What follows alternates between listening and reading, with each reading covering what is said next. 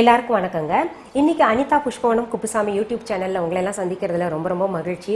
எங்கிட்ட நிறைய பேர் கமெண்ட் பாக்ஸில் வந்துக்கிட்டு இந்த எனக்கு முடி ரொம்ப கேர்லியாக இருக்குது அப்படின்னு சொல்கிறாங்க. ஒரு சில பார்த்தீங்கன்னா இந்த ஒரு மாய்ஸ்ட் இல்லை, முடியில் பார்த்தீங்கன்னா ஒரு ஷைனிங் இல்லை, மாய்ஸ்ட் இல்லை, ரொம்ப ட்ரையாக இருக்குது, ஃப்ரிஸியாக இருக்குது, வெளியில் போயிட்டு வரும்போதெல்லாம் பார்த்தீங்கன்னா புஷ்ஷுன்னு ஆயிடுது முடியெல்லாம் அப்படின்னு சொல்கிறாங்க.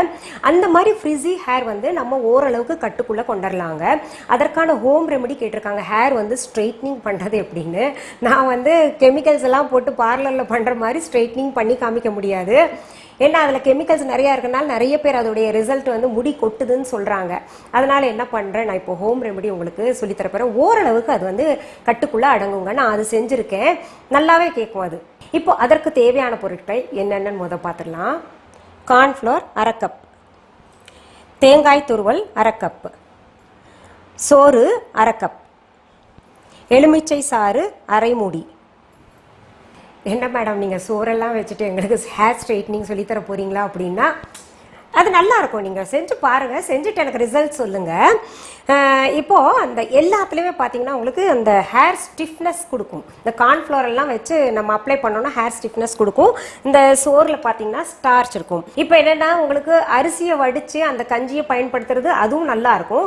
பட் அதெல்லாம் கொஞ்சம் கஷ்டமாக இருக்கும். நம்ம டக்குன்னு ஏதாவது பயன்படுத்தணும்னா இந்த மாதிரி பண்ணிக்கலாம். இந்த சோறு இருக்கு இல்லையா, அதை மிக்சியில் அரைச்சி கொஞ்சம் தண்ணி ஊற்றிட்டு அது கஞ்சி மாதிரி ஆக்கிட்டு அப்புறம் பயன்படுத்திக்கலாங்க. இப்போ முதல் நான் அரைச்சிடுறேன். இப்போ பாருங்க, இந்த தேங்காய் இருக்கு இல்லையா, இந்த தேங்காய் துருவல் வந்து தேங்காய் பாலாக எடுத்து வச்சிருக்கேன். இங்க பாருங்க, இந்த தேங்காய் பால் எடுக்கும் முறை சொல்லிடுறேங்க. கிச்சனுக்குள்ள நியூ என்ட்ரிஸ் நிறைய இருக்காங்க. என்னோட கமெண்ட் பாக்ஸில் போய் பாருங்களேன். நாங்கள் இன்னைக்கு தான் சமைக்கிறோம். இன்னைக்கு கூட ஒருத்தர் வந்து எனக்கு கால் பண்ணி பேசினாங்க, மேடம் நான் அம்மா வீட்டில் விடவே மாட்டாங்க அடுப்படி பக்கத்தில், எனக்கு சமைக்கவே அது அவ்வளோவா தெரிஞ்சிருக்கல, ஆனால் உங்களோட பார்த்துட்டு சமைக்க ஆரம்பிச்சேன். என் வீட்டுக்கார் பாராட்டுன்றாங்க.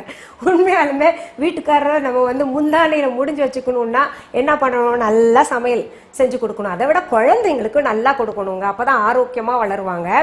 இப்போ பார்த்தீங்கன்னா உங்களுக்கு தேங்காய் பால் செய்முறை சொல்லிடுறேன். ஒரு மிக்சி ஜார் எடுத்துக்கோங்க, அதில் தேங்காய் போடுங்க, கொஞ்சம் தண்ணி ஊற்றுங்க, நல்லா அரைச்சிக்கோங்க. ஒரு ஃபில்ட்ரு வச்சு வடிகட்டி எடுத்துக்கோங்க. கொஞ்சம் திக்காக தான் இருக்கணும், ரொம்ப தண்ணியாக எடுத்துடாதீங்க. இப்போ வந்து இந்த சோறை நம்ம வந்து மிக்சி ஜாரில் அரைச்சிக்கலாம், கஞ்சி மாதிரி அரைச்சிக்கலாம்.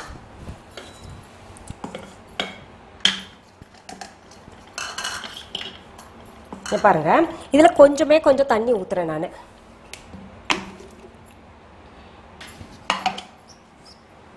இப்போ பாருங்க, நான் சோறு அரைச்சது பாருங்க, நல்லா கஞ்சி மாதிரி ஆயிடுச்சு இல்லையா. இதை அப்படியே தனியாக வச்சுக்கலாங்க.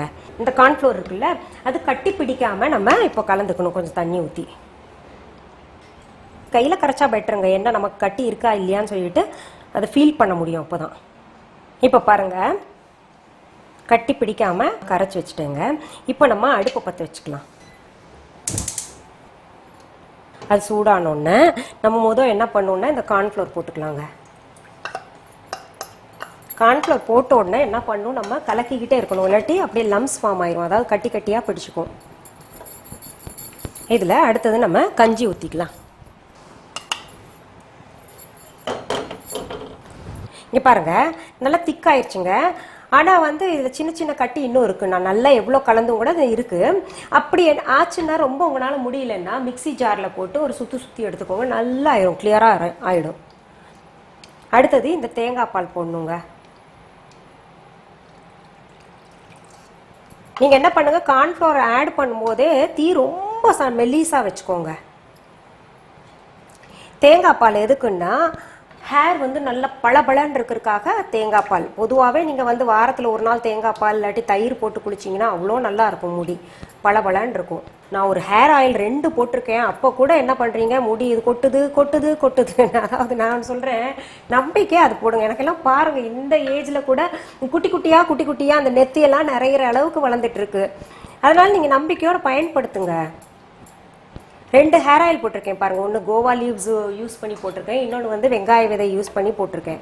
இப்போ கடைசியாக நம்ம எலுமிச்சை சாறு போட்டுக்கலாங்க. இந்த எலுமிச்சம்பழம் சாறு வந்து லெமன் ஜூஸ் வந்து ஆப்ஷன். ஏன்னா ஒரு சிலருக்கு வந்து கோல்டு இருக்கும், கோல்டு இருந்துச்சுன்னா நீங்கள் தவிர்த்துடலாம், இது இல்லாமல் கூட பரவாயில்ல. இதுவும் பார்த்தீங்கன்னா ஒரு நல்ல பளபளப்பு கொடுக்கும், அப்புறம் ஹேர் க்ரோத்துக்கு நல்லது, அதனால சேர்த்துருக்கேன். ஸ்ட்ரைட்னிங் பண்ணவங்களுக்கு, ஸ்மூத்னிங் பண்ணவங்களுக்கு தெரியும் க்ரீம் எப்படி இருக்கும், இதே போல தான் இருக்கும். இப்போது நான் அடுப்பை விட்டு இறக்குறேங்க. இதை ஆற விட்டு தான் அப்ளை பண்ணுங்க. இப்போ இன்னொன்று உங்களுக்கு சொல்லியிருக்கேன், நான் சொன்ன அளவு வந்து நார்மல் ஹேர் அளவு தான். இப்போ ஒரு சிலருக்கு பார்த்தீங்கன்னா நல்லா 6 அடி கூந்தல் இருந்ததுன்னு வைங்க, அளவு வந்து நீங்கள் கூட்டிக்கணும், எல்லாமே கூட்டிக்கணும். அளவு ரொம்ப முடி கம்மியாக இருந்துச்சுன்னா கொஞ்சம் குறைச்சிக்கோங்க கார்ன்ஃப்ளவர் எல்லாம்.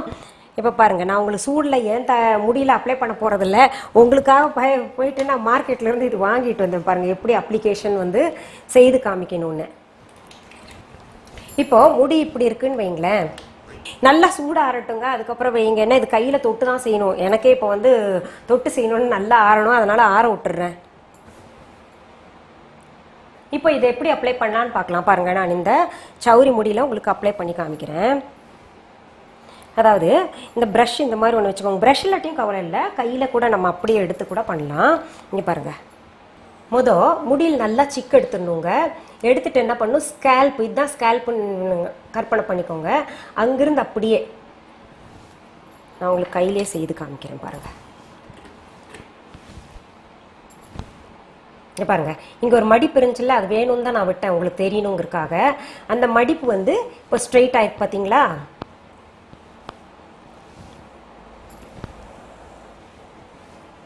நல்லா பிரித்து பிரித்து முடி பிரித்து பிரித்து இப்படி அப்ளை பண்ணுங்க. நல்லா உள்ளெல்லாம் படணும். இங்கே பாருங்கள், நல்லா அகலமாகவே வச்சுக்கணும். இது செல்ஃபாக பண்ண முடியாது, யார்கிட்டையாவது வீட்டில் இருக்கிறவங்க கிட்ட இந்த மாதிரி செஞ்சு விட சொல்லுங்கள். பாருங்கள் எவ்வளோ ஸ்டிஃப் ஆகுது பார்த்தீங்களா.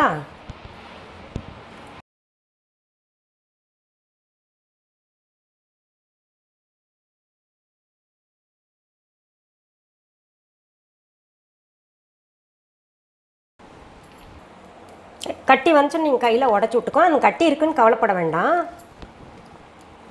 அதனால் ஒன்றும் பாதிப்பு வராது.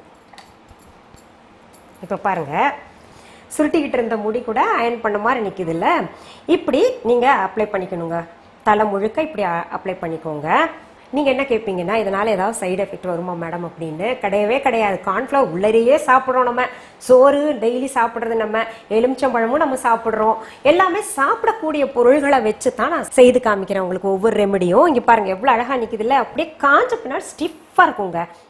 இதை நீங்கள் தொடர்ந்து செஞ்சுட்டு வாங்க. இந்த ரகசியத்தில் யாரும் சொல்ல மாட்டாங்க. உங்களுக்கு ஓப்பனாக வந்து 30 மினிட்ஸ், குறைஞ்சது 30 நிமிஷம் வந்து நல்லா காய விடுங்க. காஞ்ச பின்னாடி நல்ல ஷாம்பு, உங்களுக்கு சிக்கக்காய் இருந்த ஷாம்பு யூஸ் பண்ணாலும் பரவாயில்ல, ஒன்றும் பிரச்சனை இல்லை. பேபி ஷாம்பு வாங்கிக்கிட்டு அதில் தலை குடிச்சுக்கோங்க, நல்லா இருக்கும்.